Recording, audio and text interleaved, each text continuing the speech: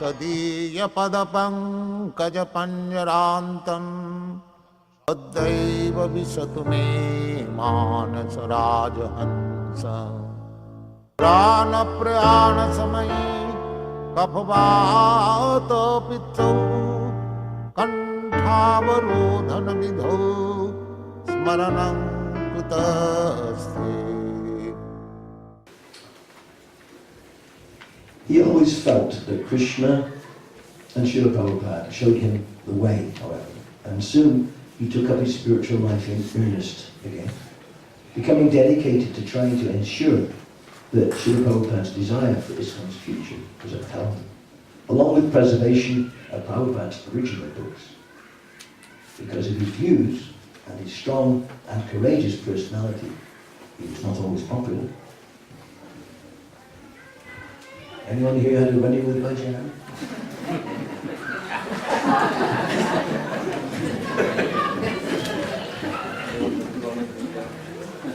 As we all know, he was affectionately known as Bhajahari, and still is. There's not many people who actually give you a good poke. Everyone, whatever, you know. But who actually pulls you up and says, that isn't right? Not many. And actually you thank people who do that. Bhaja always had a dream of having a prasadam distribution outlet, either a cafe or restaurant. And after spending some years running a successful print and painting sales business, was able to open Gokula Cafe with a small family inheritance. After a year, Bhajahari suffered a heart attack, and this prompted a renewed vow to become serious about Krishna consciousness. Since this time, he has never been without earphones in his ears, listening to Srila Prabhupada's lectures, bhajans, and japa. He never missed Saturday night Harinam, and it became the focus of his life, along with distribution of the on-chanting Hare Krishna booklets. These activities, along with cooking for devotees and friends, met through the Gokula Cafe, became his great joys in life. Chanting the holy name, and preaching Krishna consciousness, and distributing Krishna prasadam. He often said he was ready to die whenever Krishna and Srila Prabhupada would require him to, as he felt fixed in his Krishna consciousness and genuinely had no interest left in his material world. Krishna did call him on January 21st, and he left after a cardiac arrest with Srila Prabhupada playing in his ears, as always, with tilak on and Radhakund water on his head, and in his mouth, and Radha on his garland around his neck. Hare Krishna. Bhajahari Krishna. And Ramya tells us that when he left, she saw around his head a white light around his head, an effulgence around his head. So it was very auspicious departure. I'd like to just mention Parashuram sent me this.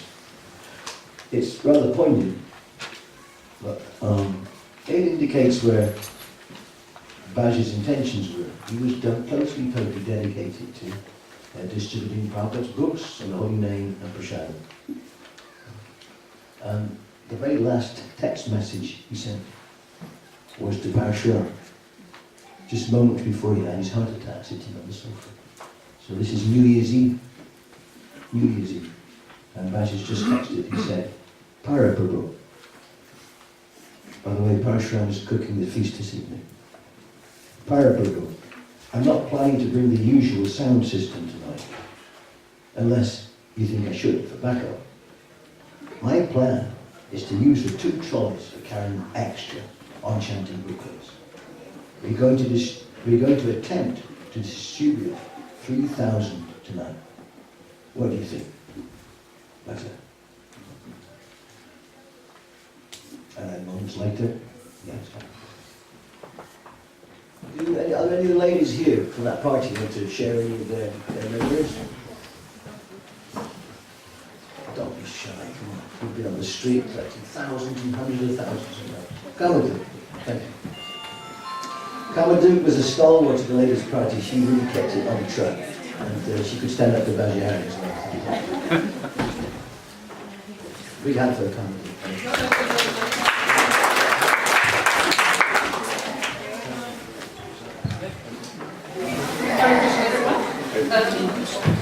So nice to be around all the Vaishnavas.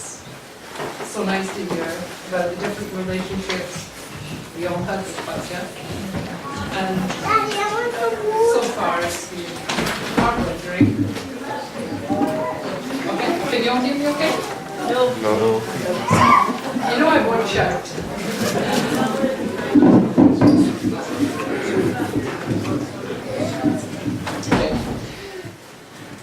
I joined up in Edinburgh in 1972, and I was then asked to come down to Bury Place. I was actually on my way to Los Angeles from Mayapur, but Jaya Tirtha was here, and I came down to the manor.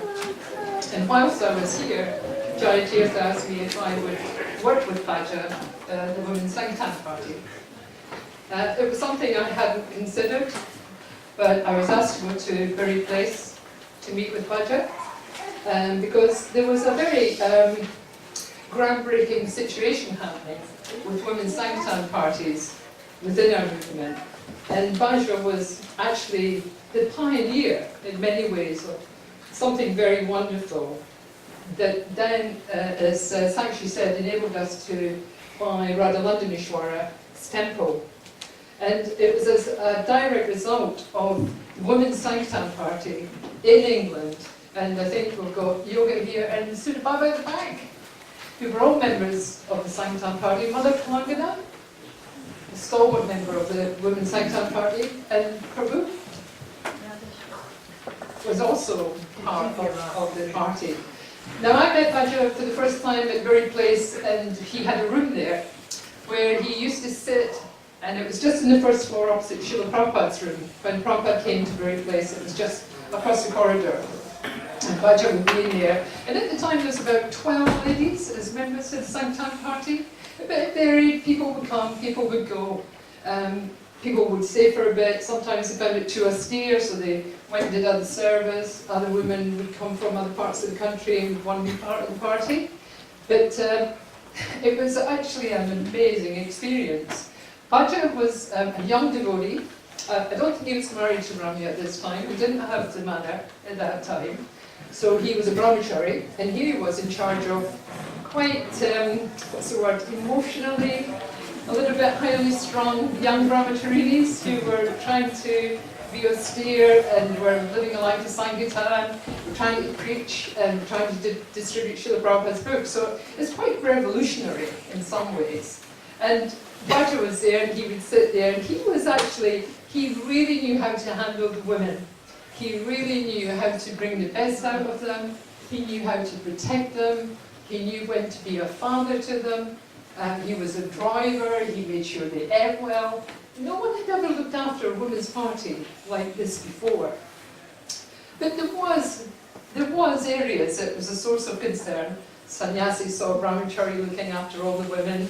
It wasn't an easy life. We got the house in Clapham, so we had a big Sankirtan house where all the women lived in Clapham, and Bhaja had a big white transit van. He would drive them in the morning, take them back at night, have them out in the street, pick them up from all the Sankirtan places, and it was just a hub of Sankirtan activity, and he took it very, very seriously.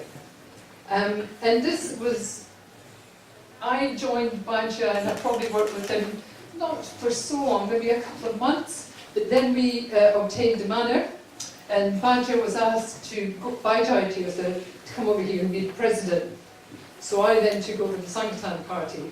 But Bhaja never left, and he never lost the focus of the Women's Sankirtan Party. He stayed, he was a goodwill ambassador, he looked after everyone, he would always inquire about women's well-being. And he came to the manor, and I remember him as a very vivacious president. He worked really well with Mukunda, He would go on morning walks with Srila Prabhupada. He led the best kirtans ever. The parties, the bhajans with Bhaja. I mean, we can all remember it. They were passionate, they were energetic, we were all jumping. When we were young and able to do all this, I hasten to add, we would jump up and down in ecstasy, you know, and he played the mridanga, second to none. He had a beautiful singing voice, and he was absolutely awesome in everything he did. And it's funny because I remember when he met Ramya. Ramya was such a sweet soul, and Bhaja, you know, he was full of life, and very quickly they got together and got married. In fact, I think you were maybe one of the first couples at the manor to get married. That's in the early days, so it was a big thing because nobody had got married before, and you know, everybody wished them well. And I only have really good memories of Bhaja, very, very good memories. And when he left, we've all had our issues, as we all know. I'm the first to say I've had my own issues. Where do we fit in? What do we want to do? Where are our hearts? How sincere are we? But when I saw him come back, it was like my brother had returned. And, you know, it was just great to see him. And he had not lost that passion. He had not lost that drive. He just became absorbed in wanting to distribute books, kirtan, association of devotees, Srila Prabhupada, 100% non-stop. So it was great to see him in this situation. And, you know, whenever I saw him, he was like my brother. And he always treated me with kindness. I was always happy to see him. He excelled himself in his final years for Prabhupada. And I'm sure he's with Srila Prabhupada now. And he is truly an example for all of us of this Sankirtan movement. And without him, we would not have Soho Street. I won't even mention the Lakshmi amounts the parties used to collect.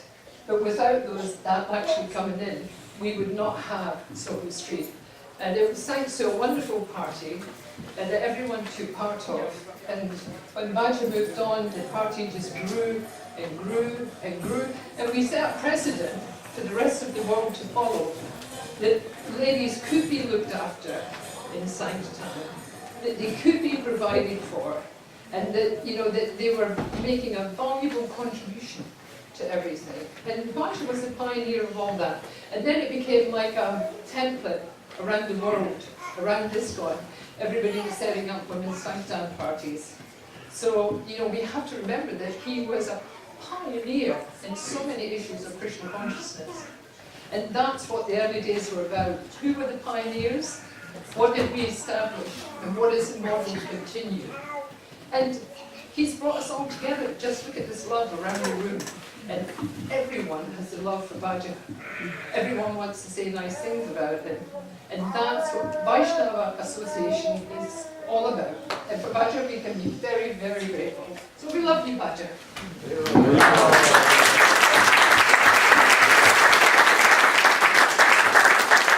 Thank you very much, Prabhuji.